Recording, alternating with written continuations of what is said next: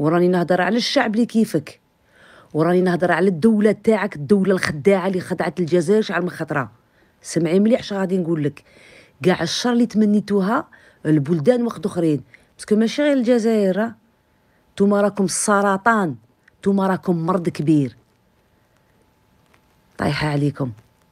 وجدي الكنينكس، سمعي مليح اش راني نقول لك، وجدي الكنينكس، روحي شوفي بني عمك راهم في المرشيات يتمشوا بهذاك كنينكس في المرشيات. حنا في باري راهم عندنا، نجم نعطيك كاع المرشيات تاع باري وراهم بني عمك رجال، ماشي نسا، رجال يبيعوا في كنينكس.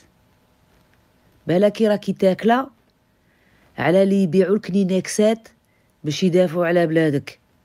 سمعي مليح، باسكو هما هاجروا بلادهم وراهم يبيعوا في كنينكسات. قولوا لهم يوجدوا لكم ستوك.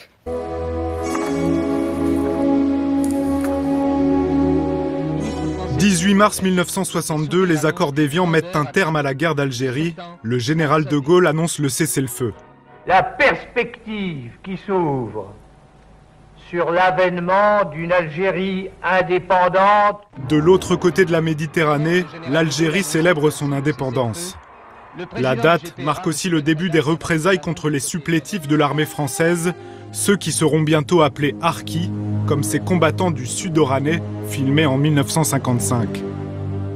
Alors le mot harki vient d'un mot arabe qui est haraka, qui veut dire mouvement, dans le sens se déplacer, avec aucune connotation politique. Certains de ces harkis ont déjà un passé militaire et s'engagent par loyauté pour l'armée française.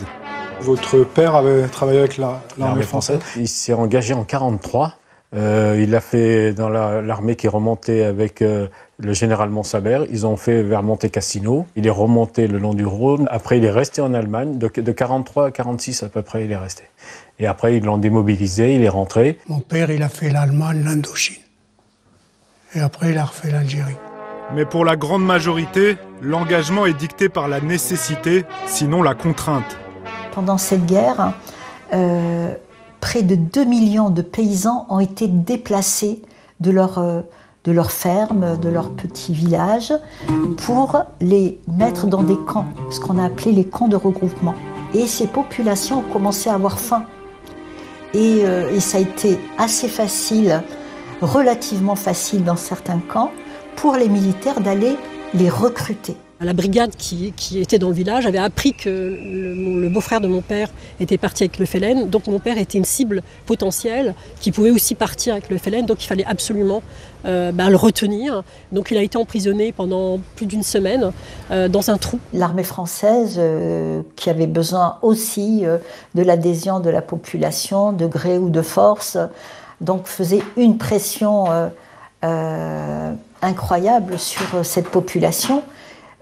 Et puis parfois ça peut être aussi parce qu'un chef de tribu de gré ou de force a rejoint soit le FLN ou soit l'armée française, et en fonction du choix du chef de tribu, toute la population rattachée à cette tribu va se retrouver aussi dans un camp ou dans un autre.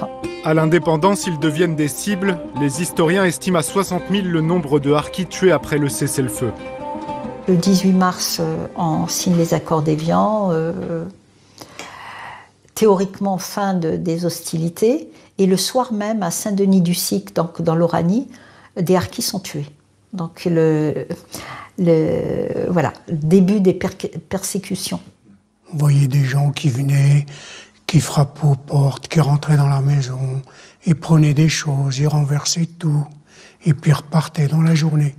Et la nuit, c'était l'enfer, quoi. J'ai assisté à des viols, à des tueries, tout ce qui est ignoble.